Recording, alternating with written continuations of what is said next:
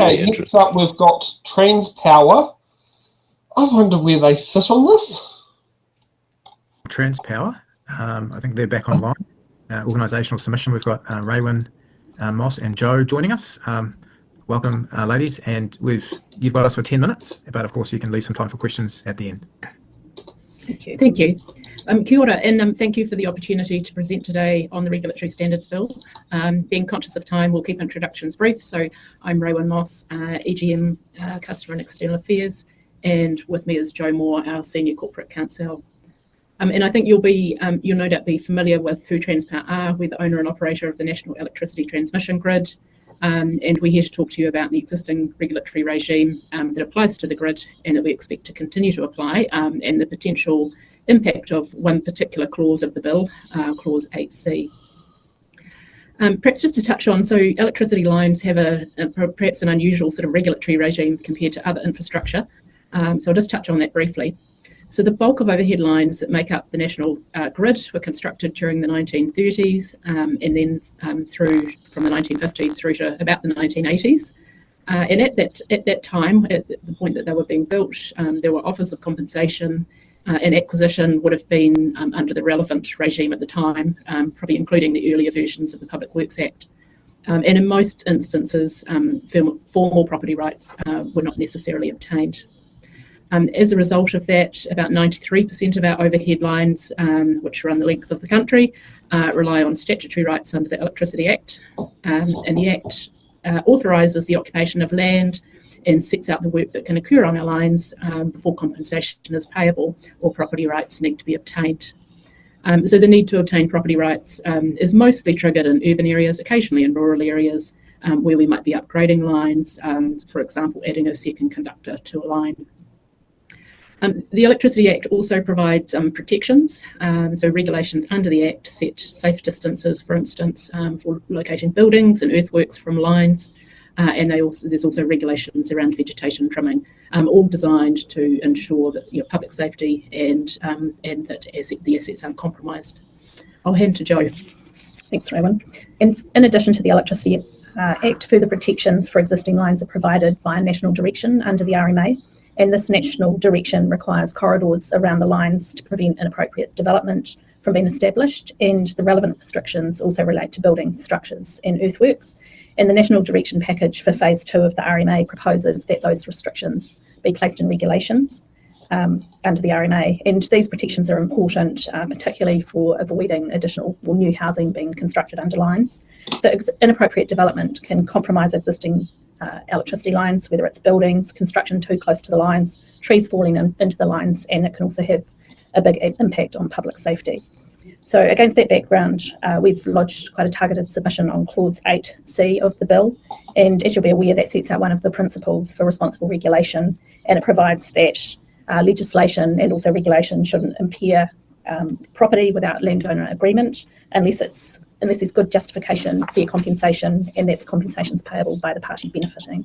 And we're concerned that any review of the Electricity Act and the regulations under it could potentially fall foul of the principles set out in 8C, and we're particularly concerned about potential for compensation to be revisited, with additional compensation being payable for existing statutory rights and protections that apply to existing lines, and ultimately any revisiting of compensation due to Clause 8C would be borne by the electricity consumer.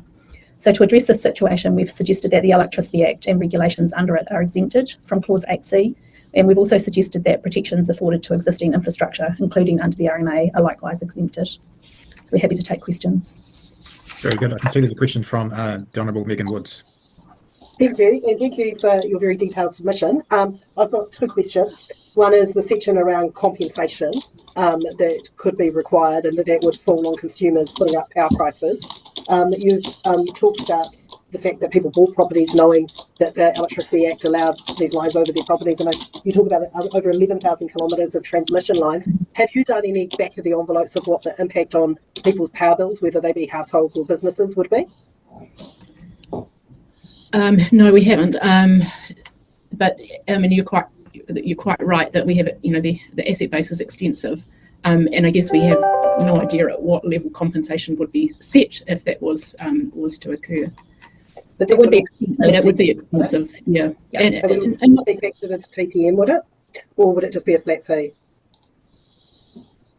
I guess, I mean, it would be something that would need to be worked through very carefully, because to find, and I guess we're hopeful that this doesn't occur, but if it was to occur, that it would have to be considered in a very, as to how do you do this in a way that's administratively simple. Without obviously, anything that pushes up power prices is of a concern. The other one is my second question, Mr. Chair, if that's okay, it's a quick one, is around one of my favourite topics, the tree regs. And we know that we need to be strengthening our regulations in regard to our distribution and transmission assets in the case of extreme weather events and keeping the power on for communities. How would you see is this cutting across our ability to provide resilience into New Zealand's electricity infrastructure? Yeah, I can answer that one. We have touched on the tree regs very briefly. Certainly the trees regs is under review now. At the moment, they only relate to trimming of trees, so we could potentially be having to, I guess, compensate for that, even if it's an amenity tree, but it could have big implications on the ability to amend that legislation to address tree fall risks, particularly where it relates to forestry. And certainly my understanding, potentially the smaller forestry blocks that sort of plant and then walk away and they come back only when it needs to be harvested, we could have issues there in terms of the need to compensate for inappropriately planted trees. Yeah, so it could absolutely cut across resilience. Yeah. Supplementary, Mr. Chair. So we know during Gabrielle that actually people not maintaining some of those forestry blocks actually led to significant outages of power for communities. Are you saying this would make it even harder for us to make sure that we had that resilience in our electricity network?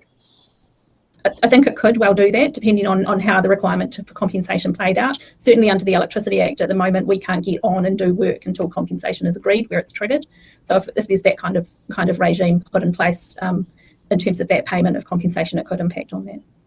And we have had examples where, sort of agreeing compensation before work can be done can go on for years and years, which is obviously not particularly satisfactory from a vegetation perspective.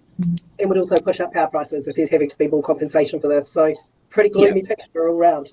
Yeah, there is one other point I would make. We haven't made this in our submission, but I am concerned that there is the potential for compensation under a whole lot of different pieces of legislation and regulation for what is essentially the same transmission line. So there's that potential for not just compensation once, but multiple times. Thank you. That'll be something for our officials to note in the process. Thank you both for your submissions, Raywin and Joe. Really appreciate it. That was quite interesting. Yeah, I think there was a lot in that, and I'm pretty sure that there will be some ministers that will be quite keen for people not to take too much notice of that. I mean, the big takeaway from that is that power prices are going to go up. Yeah, that is probably not what the public want to hear. And what a shame it's been broadcasted on the Order Paper podcast. Yeah.